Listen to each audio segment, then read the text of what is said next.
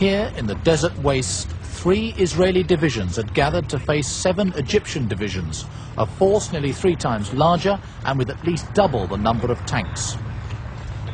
The assault was spearheaded by the British Centurion tank, which decisively outscored the Russian-built T-54-55s used by the Egyptians. Alongside them, jeeps with anti-tank recoilless rifles. The speed of the advance surprised the Egyptians, who expected the slower tempo of opening moves seen in 1956. But instead of striking at the centre, the Israelis attacked Gaza.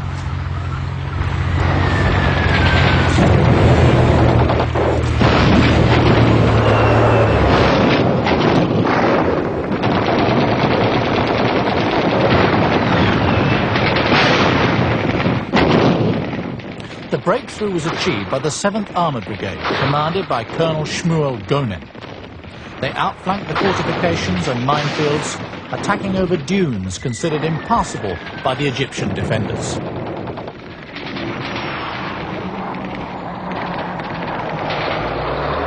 Fierce hand-to-hand fighting followed the tank battle, and the main towns fell before dusk on the first day.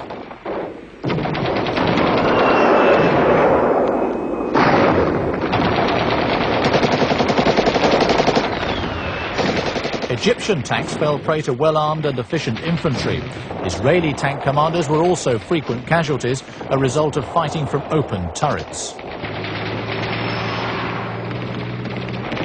Some trenches were only cleared after bitter exchanges.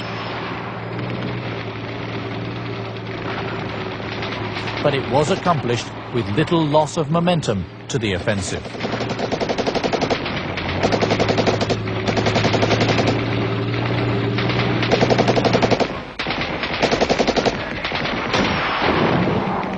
The strategy continually was to trap and encircle enemy armour and destroy it as it tried to break out.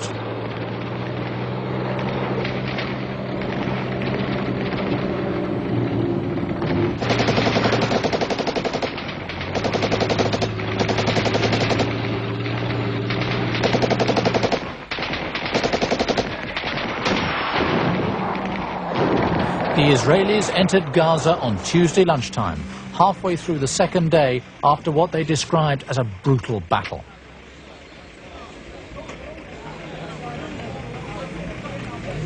But the pause, like the welcome, would be short-lived.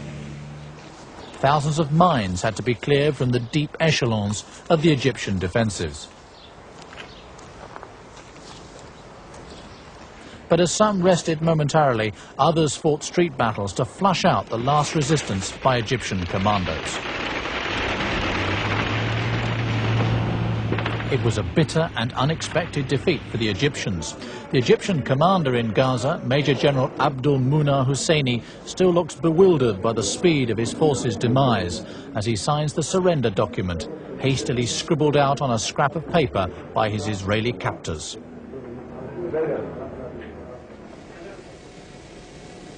Further west, Wessex helicopters brought in paratroopers by night to outflank Egyptian strongpoints in the most important battle of the Sinai theatre for Abu Agela.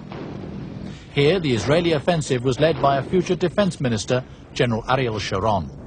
Once they reached the main Egyptian defensive positions, Sharon brought forward the divisional artillery units to soften them up by persistent bombardment.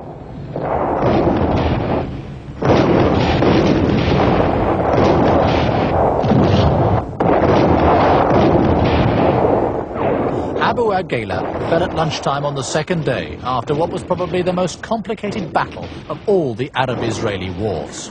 By Wednesday, Egyptian forces were fleeing for safety beyond the Suez Canal. Israeli training aircraft, modified to take rockets, joined the attack on the disintegrating Egyptian armies. They swooped on the fleeing convoys as they converged on the bottleneck of the Mitla Pass, just 20 kilometers from the Suez Canal.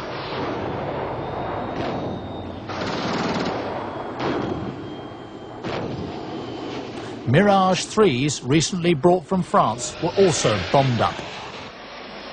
Refueling, rearming and changing pilots took just 7 minutes before the next series of strikes that decimated the Egyptian army east of Suez.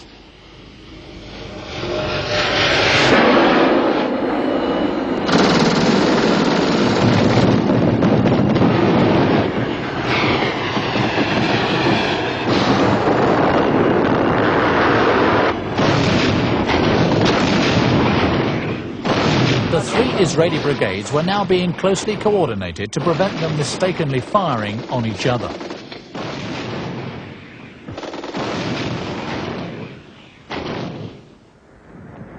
Seven Egyptian divisions, 70,000 men, were totally destroyed in scenes that became famous around the world. In many cases, vehicles and weapons were simply abandoned in the haste to get back to the Suez Canal. Hundreds of vehicles littered the landscape. With the dramatic collapse of the Egyptian army, the way was wide open to the Suez Canal.